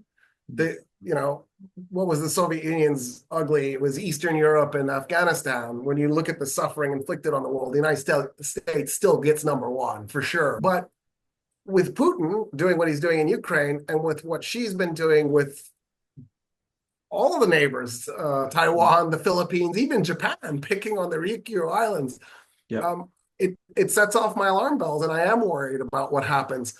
My fear is that Trump will continue to do his isolationism, and he will take the United States off the table, and it won't act as a bulwark to stop imperialism. I mean, I think it's clear, if you're Zelensky right now, you're in full panic mode, because I think he's going to capitulate on Ukraine, and Zelensky's going to have to allow the Russians to carve off a big chunk. Yep. And I agree with you about the human nature thing. Why does China need more land? Why does Russia need more land? It makes no sense that the Chinese need to capture these atolls that the world has ruled belongs to the Philippines. What's the point? What do they gain out of it? Why does Russia need to carve off this tiny piece of Ukraine, tiny for Russia, a big piece of Ukraine for Ukraine? What are they going to gain out of this? So this the idea of imperialism is definitely not off the table. It's still a problem for the world. And so this is scary. I guess my hope is, because you brought up Schultz, my hope is that Germany will take a more active role going forward. And maybe Germany becomes the center of the NATO alliance instead of the United States. And then going forward, it acts as a bulwark to help block the Russians. It'd be powerless against the Chinese, but at least it could stop that kind of imperialism on that end. And then maybe India can work. But India is having fist fights in the Himalayas with the Chinese. Like the Chinese are literally picking on every neighbor right now. Yeah, they are. I'm John Bruni, and you're listening to Sage International's The Focus podcast from Dubai in the UAE. We're speaking with Professor of Government at Austin Community College, Texas, Dr. Roy Casagranda. Roy, what have we got now? Mexico and Cuba. Of course, we've got Mexico and Cuba. Under Trump 47, could we expect closer collaboration with Mexico on immigration and border security, or a more confrontational approach? I hear that there are plans being hatched to send in US special forces to take out Mexican drug cartels. And what are the chances of easing or tightening relations with Cuba with Marco Rubio, someone of Cuban descent, as US Secretary of State? Yeah, I'm assuming that Rubio is going to make sure that any gains that we've made in terms of normalizing relations with Cuba are gone. Right? He's going to go the other direction. His goal is to burn Cuba to the ground. The Cuban American population is very, very angry at Cuba, and so I just don't see how we proceed forward with peace being on the table. So I think that's kind of a disappointment, because it is my position that normalizing relations, creating trade, having tourism creates understanding and usually calms things down. And so the last thing the world needs is just anybody to have more isolation. Based on Trump's first term and the kinds of demands he made of Mexico, and also just thinking back to when George Bush Jr. asked the Mexican government under Calderon and then Vicente Fox to pick up the drug war for the United States so that we didn't have to fight the war. I can't see Mexico being especially cooperative, especially because of the government that's in charge with Mexico. It's a center-left party, right? Yep. They're not going to agree with the Trump administration on too many issues. And she's a woman. And Scheinbaum is a woman. Yeah. Amazing. I I should have looked this stat up too. I believe there are more women in the Mexican Congress than men. I think women are now a majority in Mexico's Congress. So not only do they have a woman president, but they control Congress, which is really amazing, because the United States is like 23% of our Congress is women. So Mexico has just made it a few years ago that it's state by state, but the states can legalize abortion. And so multiple states have already done so. So Mexico is going in the right direction as the United States runs backwards. Maybe Mexico and Canada can be the new hope in the Western Hemisphere going forward. Or Brazil, Canada, Brazil, Mexico, replace the United States. I don't know. Look, the only thing is, the notion of Trump being an anti-war person, but contemplating the idea of sending in US special forces to take out the drug cartels. To me, that sounds like a war. I know it'll be called a policing action, because really those people there are trying to get rid of a criminal activity, which has been sort of a cross-border issue for the United States for many years. But to me, if it looks like a war and smells like a war, it's a war. Most of these cartels are armed to the bloody teeth. They've got all sorts of heavy equipment. So it's not a matter of just, going over the border, taking a couple of pot shots, killing a couple of narcos, and then buggering off back to the United States, put your feet up and relax. It's not that kind of war. It wouldn't be. It would have to be a long, protracted occupation of Mexico, which the Mexican people will never tolerate. No, of course not. The United States and Mexico don't have a great history together. The United States literally annexed the northern 51% of Mexico, and then says, and we don't want you crossing the border coming into your land that we stole from you. The irony of ironies. The two states that are the two largest GDPs are California and Texas. The best real estate in the United States is the land we stole from Mexico. So it's like wrong at every level. Yeah. The problem that Mexico has is the United States. The drug cartels exist in Mexico because they're taking the drugs to the United States. The problem is that Americans are using the drugs. What we should do is we should use special forces to break into people's homes and shoot them so they stop using the drugs so that Mexico can get the crime relieved. Wow. I'm glad that you're not home affairs or whatever the ministry is over there. You're a frightening guy, Roy. But I've solved the problem for Mexico. Well, yeah, that's true. That is true. All right. Well, the real problem is the United States. What we need to do is instead of using special forces, what we need to do is have a campaign in the United States to try to get Americans to grow the drugs at home so they don't have to move through Mexico. Because we know from past experience, there's no way to stop people from using drugs. Legalization would probably go some way towards dampening the market, wouldn't it? Well, I mean, we can legalize marijuana. I don't think we want to legalize heroin, and cocaine is probably not a great idea either. But, some kind of mechanism to mitigate this instead of putting the burden on Mexico would be great. What happened in the Bush Jr. administration is he basically talked the Mexican government into fighting the drug war in Mexico with the idea that it would interrupt the flow going to the United States. But it didn't work because the demand in the United States only increased. So what that did was it made the violence in Mexico profitable.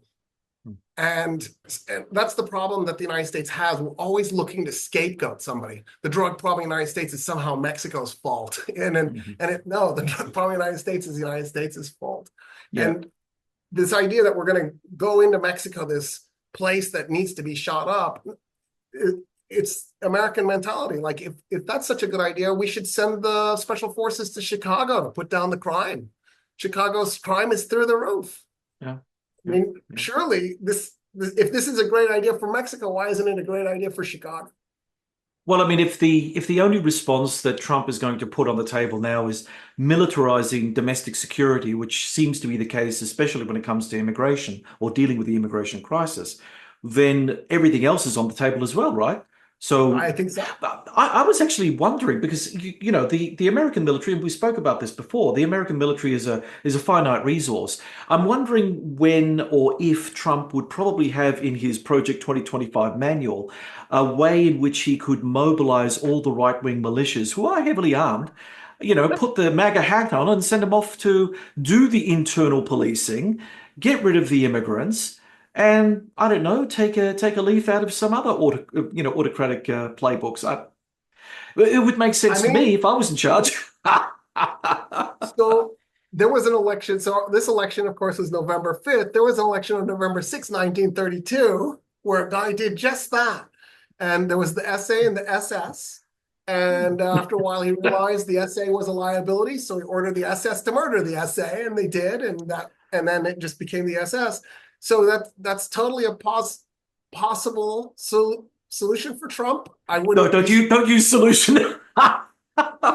they must be talking about it. We can't be the first guys to be talking about it. And, yeah. Proud Boys. But here's my fear: would their uniform be one of those Hawaiian shirts? That's just bad taste. It is such bad taste, and I just want to point out that Hugo Boss did the SS uniforms. Oh, I know, and that's why they looked so. Yeah, they looked great. I mean, they weren't great, but they looked the part. Great. They did. They looked great. I mean, put yourself as an 18-year-old boy in Germany in 1935, and you see one of those flashy uniforms go by. It'd have been tempting. Oh yeah, look, no doubt it was. No doubt it was for many of them. Well, okay, we've just switched it back to Europe, which is just as well, because my next question to you, Roy, is given Trump's previous reluctance to criticize Putin, how might his second term influence US policy on the Ukraine? Could we expect attempts at brokering a ceasefire? And how would this impact transatlantic relations? So I may have misheard him. I thought he said, if I'm reelected, the next day the Ukraine war will end. Did I? Yeah, you got that. Yeah. I got that right or got that wrong? You got it right. Okay, so wasn't the election like 2 weeks ago? I missed Yeah. more 2.5. So why is the war still going? I feel so let down right now. Well, maybe well, you see, it could be a case of maybe it's upon his inauguration, the Okay, day after, okay. So January 21st, we should expect the the end. war to instantly end because he didn't say I'm going to start negotiating. He said it will end. I'm going to make the calls. I know these men very well. I need to say one word to each of them. That's right. And like, wow, that's amazing. Who are you? He's a very stable genius. He's a very stable genius whose uncle worked at MIT. Oh, well, what can I say? My uncle didn't work at MIT. It must be something special in that. I don't know. Yeah, and his Well, uncle told him that nuclear power was going to be very big. Who could have guessed? yeah, no, absolutely, absolutely. So going from one war to the other, and I will say our last chat, for the focus as a podcast went very, very well, and we got some fantastic comments. And one of the comments was a little bit negative. I kind of understood what this person was saying, but what about Palestine? So let's now talk about the Middle East. Marco Rubio is very pro-Israel. How Very might pro. Trump's second term influence US policies toward Israel, particularly regarding the Abraham Accords and relations with Saudi Arabia? But how will they impact Palestinian nationhood? Could we see a more aggressive stance on Iran, and what might be the implications for regional stability? I'm assuming he'll do a more aggressive stance on Iran. To be clear, I really would be a very happy person if the Islamic Republic collapsed. Yeah. No, And, I get like that. if you had asked me 20 years ago, would I be okay with them bringing back the monarchy? I would have been very unhappy about that. I don't Mm. care. I just want the Islamic Republic gone. Yeah. Monarchy, communism, democracy, electoral republic, who cares? Yeah. So there's a part of me that hopes that he is aggressive. I just don't want it to be a war because there's no Mm. way you can win a war. There's no military solution for Iran. Every Mm. once in a while, I'll hear an Iranian American go, I hope Trump bombs Iran. That Yeah. won't solve anything. If that was a possible outcome, how come we didn't succeed in Afghanistan, Or especially when you Iraq. consider, or Iraq? Right. Iraq is even more embarrassing. It's flat, there's no terrain. Correct. Afghanistan is mountains. At least we have an excuse. How do you Yeah. fight in mountains? Yeah. Iran is mountains. And Yeah. by the way, Iran and Afghanistan are both ethnically mostly Persians. Mhm. So Mhm. this is not, it's a similar equation. The Yeah. difference is Iran actually has industry, Mm. Afghanistan didn't. So Mm. you would be going up against, a serious military power. There's no military solution. In terms of Palestine, he's already indicated what he thinks. He moved the capital to Jerusalem in his first term. He appointed Marco Rubio. Uh, uh, Huckabee. He's appointed Oh, yeah, Huckabee, that's it. That Huckabee. Oh, right? wow. Oh, and he's Whew. another raving Quality Zionist. individual there. Yeah, and so between Mike Huckabee and Marco Rubio, I mean, I think anybody who is confused about where the Palestinian people stand in Trump's mind should have those ideas erased. Mm. He said at one point this year during campaign stop that if he's elected, he believes he will help Israel end Palestine. I don't think he misspoke. I think he meant not end the war in In Gaza. He wants Palestine. to end Palestine. Yeah. I think there's zero possibility that he's going to push for a two-state solution. A Mm. two-state solution is an awful idea anyway, but Mm. the idea that he's going to try and defend Palestinian rights, I think, is ludicrous. The Abraham Accords, this is a really interesting kind of self-fulfilling tragedy event. So a lot of people are angry at the states that signed the Abraham Accords, UAE, Morocco. First of all, a lot of states had already I shouldn't say a lot. Egypt had already normalized relations with Israel to a large degree. So Mhm. it wasn't like the Abraham Accords was the first to break through that. The idea behind the Abraham Accords, and whether you like it or not, this is the idea, was that if you started dialogue and trade and started getting Israelis to travel more freely and connected, that eventually the Israelis would calm down Mhm. And then some way down the road, 20 years, 40 years from now, a solution might be arrived at for the Palestinian people. That was the hope. I think one of the great tragedies of the way the Israelis are behaving is that I don't know how you can go back. Like the if the Israelis needed vengeance and needed to kill some Palestinians for what happened on October 7th, that was probably done by October 20. Oh yeah. Like there was no reason to keep going past that if Yep. your goal was just vengeance. At this point, I think the word genocide is the only word that's available. And war crimes and crimes against humanity are the charges that need to be brought up in the World Court and the ICC.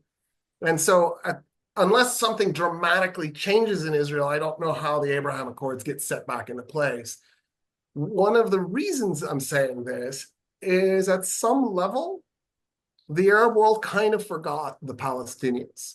Obviously not truly forgot them, but they had just, they had allowed blinders to go on and they were ready to let it go. Yep. And now there's a bunch of 20-year-olds and 10-year-olds and 30-year-olds who are going, oh my God, this can't go on. And I don't care if you're a monarchy or a tyranny, there's no way you can ignore that large of a portion of your population and their position on this. And like one of the interesting things about the UAE is they spend a lot of effort trying to figure out what their people believe and what their people think, which is shockingly democratic for an They do a absolute lot monarchy. of polling over there. I remember when I was living there, Yes, we were always sending out nonstop. polls. Yeah. Yeah, and the goal is the monarchy doesn't want to get this wrong. They want to make sure they know what the people want, Yeah. and they want to make sure that the people are happy, which, for the record, I think is actually the role of a state, right? I don't think the monarchy is wrong for doing this. And I can't imagine that there are too many Emiratis or immigrants who are living in the UAE who are looking at the situation going, yeah, this is okay. I think the Israelis should just continue doing this. This is definitely the case in Saudi Arabia as well. And so the idea that Saudi is going to just turn around and normalize relations as soon as the violence ends, I think is off the table. I don't see how that's going to happen. And so the irony of all of this is if there was a path for peace going forward, the actions of the Israelis, I think, have eliminated that to a large extent, which is a tragedy in and of itself, because then what happens? What's the solution? How does this end? What does anybody gain from any of this? There's no clear path to making it so that Israel can live in peace. There's no clear path towards solving the problem for the Palestinians. All I see is genocide and mayhem and chaos. Well, I suppose if Netanyahu continues down this particular path, he changes the facts on the ground, we end up with a greater Israel, and eventually he'll have to push out remnant Palestinian communities to make that happen. So rather than being an apartheid state, it'll be a Jewish-only state. And I think that that's really what Netanyahu and his inner sanctum are working on, because by any other logic, you're right. I mean, killing so many people when the initial outrage for October 7 was executed quite efficiently by October 20, as you say, why continue? What is the point of driving such a military juggernaut into Gaza, into southern Lebanon, and maybe even beyond, because we don't know when the end point is going to be. So look, it's a tragedy. It looks like a state that's in its death throes, lashing out and attacking everything it can as it goes down, which is frightening, scary. It's upsetting. It's worrisome for so many reasons. What was the point in attacking Lebanon? They've been doing attacks in the West Bank. Why would you expand this? Why would you keep attacking Iran? Why would you keep attacking Iraq and Syria? Like this looks crazy. One of the interesting things, because I like to look for parallels, is that in the 1980s, South Africa was at war with just about every single neighbor. It was in Angola fighting. It was in Namibia fighting. There were cross-border raids into Zambia and Zimbabwe. I mean, this was Mozambique was in this. This was an insane event for South Africa to fight so many different battles at the same time. And it became increasingly clear that the South African economy couldn't withstand this, that at some point South Africa was going to break. And so that's why in 1987, F.W. de Klerk began the secret negotiations with the ANC, because something had to give. The difference between between Israel and South Africa is that the United States blindly backs Israel every step of the way, and Trump will continue that policy. So even though, if you look at the data coming out of Israel, Israel's economy is in ruins. If it wasn't for the United States, it would have collapsed by now. It can't sustain a 1-year-long war. So there's nothing to force Netanyahu to the peace tables, because there's nothing that the United States is doing to make peace possible.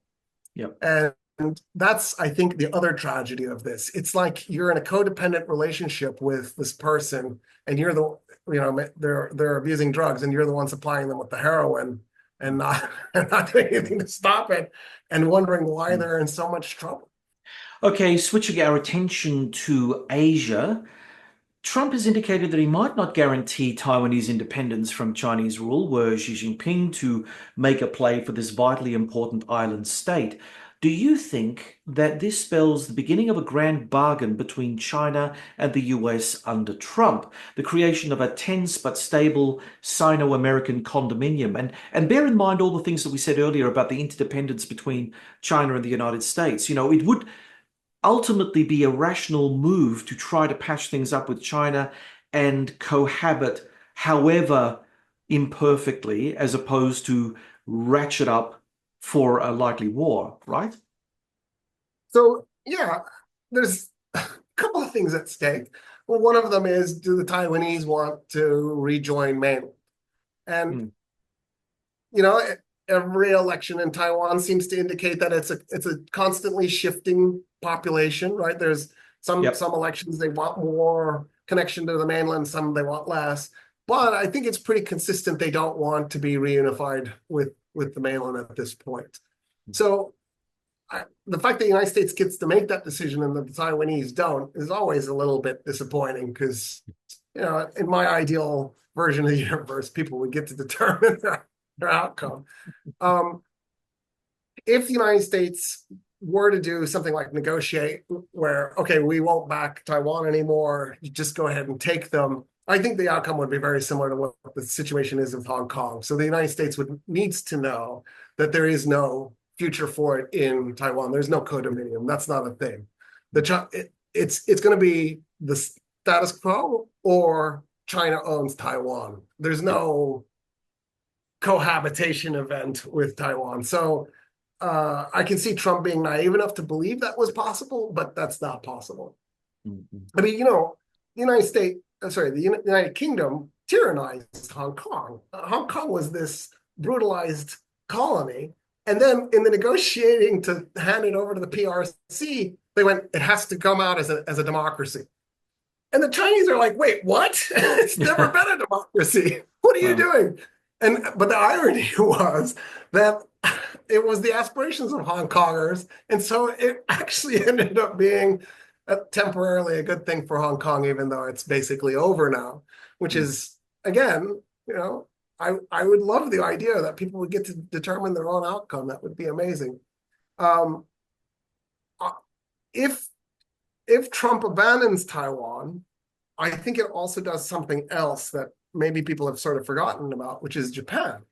So at the end of World War II, Caria Truman believed he had three things that he needed to do. One was to contain the spread of communism. And another one, well, it's related, I guess it's one thing with two parts. The other one was to prevent World War III being against Japan and Germany. So Japan and Germany needed to be spayed, neutered, whatever it took to make sure that there wasn't a World War III against Japan and Germany. Because even though, I don't think there was a path for the Axis to win, it was just Truman was thinking at some point down the road, there might be. I don't want to find out. Japan and Germany are too amazing. We need to rein them in. And so with Japan, what we did was we basically told them, we're going to write your constitution. We're going to build into it that you cannot have an offensive military. the Japanese were like, look, that screws us up. What happens to our interests in Korea? What happens to our interests in Southeast Asia? And we said, we'll be your military. Well, Taiwan is part of Japan's interests in Asia. So if the United States doesn't defend Taiwan, it basically makes our peace treaty with Japan null and void. The Japanese have already built aircraft carriers. They're calling them destroyers because it's illegal, because they never had a constitutional amendment. They tried. They've never had one. And the one that they were trying to have would allow them to have offensive weapons. Aircraft carriers are only offensive. There's no defensive role for them. Japan's already an aircraft carrier. It's an island state. So the Japanese are already remilitarizing, just like Germany is. In other words, what Trump has done is he's undone Truman. And by the way, he undid Eisenhower with his policies towards North Korea. And so US foreign policy is just all of a sudden unraveled at every level. Maybe that's good because it creates new opportunities. Maybe it's the end of American imperialism. It scares me because then I go, who's Japan's ally? I mean, obviously South Korea. Australia. Australia. Yeah.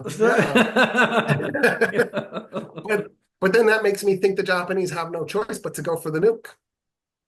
Because as cool as Australia and South Korea are, I don't know how Japan defends itself without the United States. Well, just a word of advice: the South Koreans and Japanese hate each other, so that's a problem just on that alone. I think the nuke is a very good option. Yeah, but when you have China as an enemy, that probably bring them very close together. They'll be more than co-host Olympics. Yeah.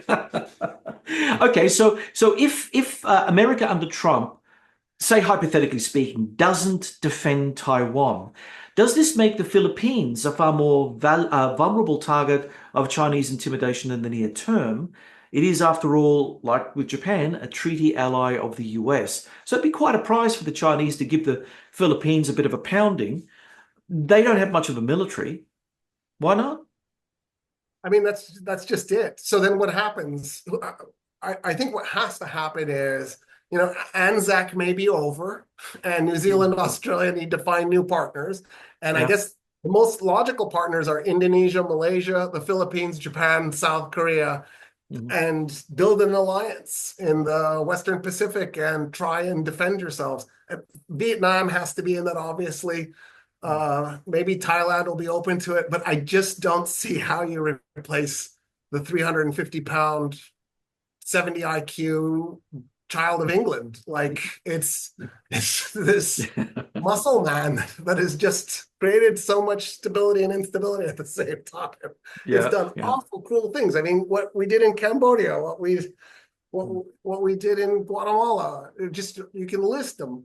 But at the end of the day, there is also stability that it created, and it's scary to think that all that's going to be left behind is the chaos.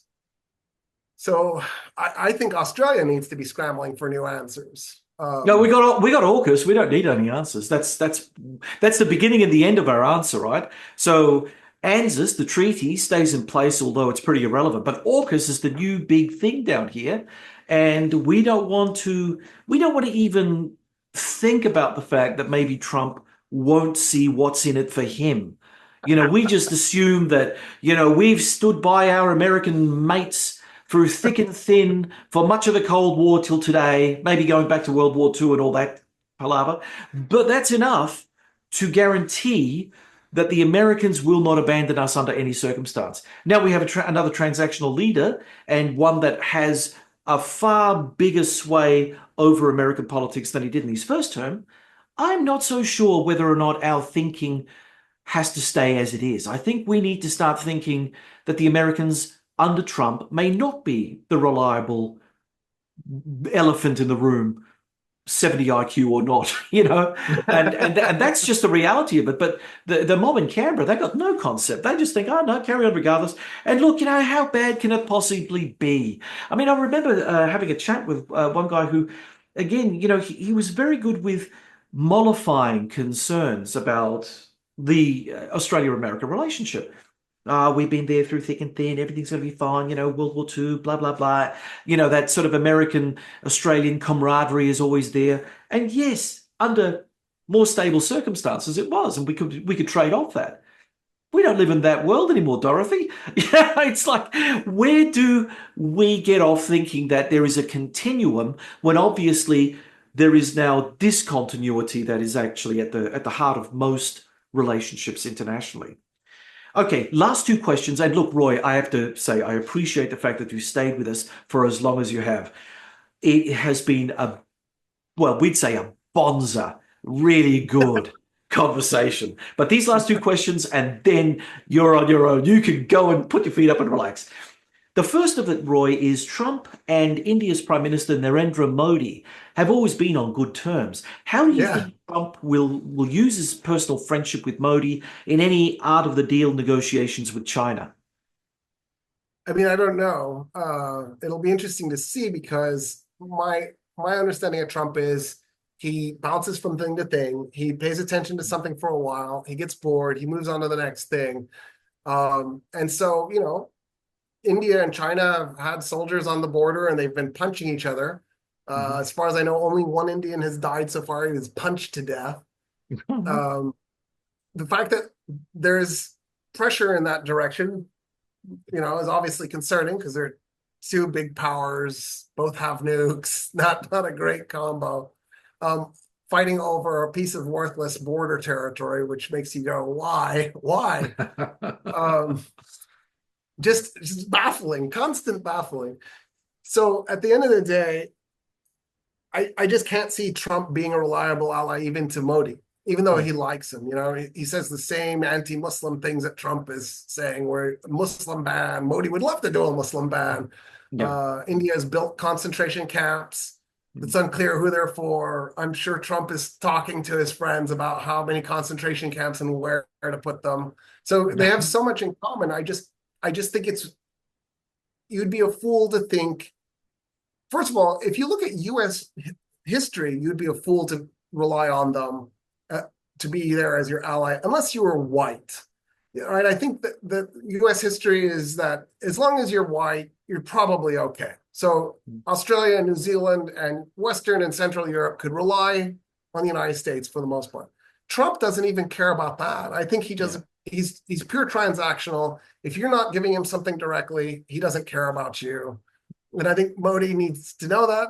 I think Modi probably does. He strikes me as a lot smarter than Trump. So I'm not worried about making naive assessment about him. All right, Roy, final question before I let you go. The first Trump administration was the first American administration to officially reach out to the North Korean dictatorship. Can the former bromance between Trump and the North Korean dictator Kim Jong-un be rekindled to get North Korean troops out of Russia? No, I don't see that. And the reason I don't see that is because I think Trump is actually, the way Trump will get the North Korean troops out of Russia is he'll force Zelensky to surrender. Oh, and then the yeah, North Koreans will go home because they'll be like, I guess there's no point in us being here. That's what I think is going to be. Yeah, short and sweet, just how I like it. And I think that you're on the money there. I mean, there's just no way that that anything else can happen as a consequence of that. So yeah, look, Trump care that there are North Koreans in Russia. Like, he doesn't care. no, absolutely not. And look, it's good for Putin, his mate, apparently. So yeah, look, it's going to be it'll be a love in of sorts. Not in a good way. Certainly not for Zelensky and not for Ukraine, but not for the Palestinians. Not for the Palestinians.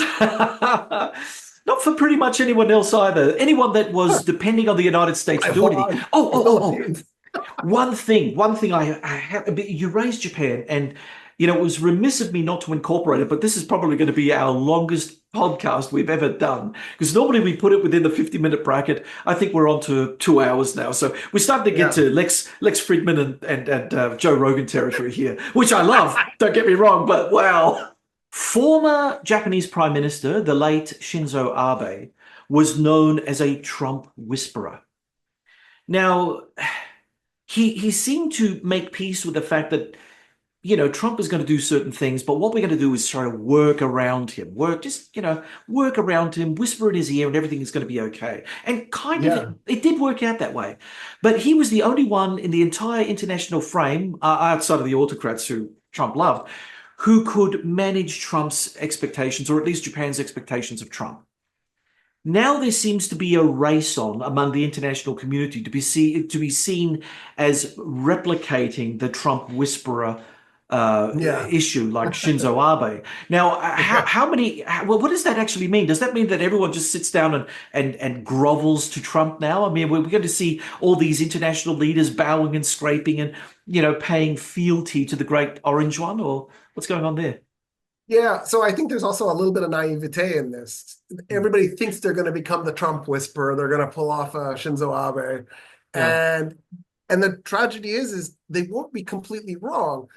From what I can tell about Trump is he usually goes with the opinion of the last person he talked to. So, if Macron goes and meets with him, he's all about Macron and we're the best friends. I know him very well. And he goes on and on about how great he is. And then the next thing you know, he's talking to, Macron to Le Pen, and she's telling him what a horrible person Macron is. And he's like, yeah, that Macron, he's terrible. And I think that's the great tragedy of world leaders is they all are naive, not all, but many are naive enough to think they can manage him, just like somebody from actually it was from Austria in the 1930s, and that just didn't work. But everybody thought he's an idiot. We'll be able to manage him. He's so easy to manipulate. We'll stroke his ego, and that didn't work. And I think the fact that people don't learn from history drives me crazy. Start paying attention to the patterns a little bit. Maybe you'll learn something from them and then apply them in the future. Pick up a book, read. Oh my God! There. Why not? Roy Casagranda, thanks for joining us again and sharing your insights on The Focus. It's been an absolute pleasure. Thank you, John, for having me. Thank you. From Dubai, UAE, that was Professor of Government at Austin Community College, Dr. Roy Casagranda. Thank you for joining me, John Bruni, for today's episode with Roy Casagranda. Check out the links in our show notes to learn more about Roy and connect with him on social media. Now, on to questions for the audience. What are your thoughts on how a potential Trump 47 administration might shape US domestic politics, especially in areas like immigration and healthcare? What changes do you hope to see and which do you fear the most? How do you think Trump's approach to foreign policy, particularly his stance on the Ukraine war, Mexico and Cuba, would affect America's global standing? Do you foresee more collaboration or conflict on the horizon? What economic policies would you like a second Trump term to prioritize? And how do you think they could impact your daily life, whether positively or negatively? With the complex dynamics of US-Israel relations and potential shifts in dealing with Iran, what outcomes do you anticipate or hope for in the Middle East under Trump? And what about the whole Palestinian issue? If you enjoyed this podcast, please subscribe to our YouTube channel. It's a free way to support us. You can also subscribe to the podcast on the Ozcast network, iTunes, and Spotify, where we'd appreciate your 5-star reviews. Do you have any comments or questions about the podcast? Post them in the comments section on YouTube, and I'll do my best to respond to as many as I can. My thanks as ever to the producers of The Focus, Malcolm Hughes and Neil Smart. Please stay connected with us on social media. Follow me on X at BruniDoctor and follow The Focus on X at TheFocus_Sage. From Adelaide, South Australia, you've been listening to The Focus.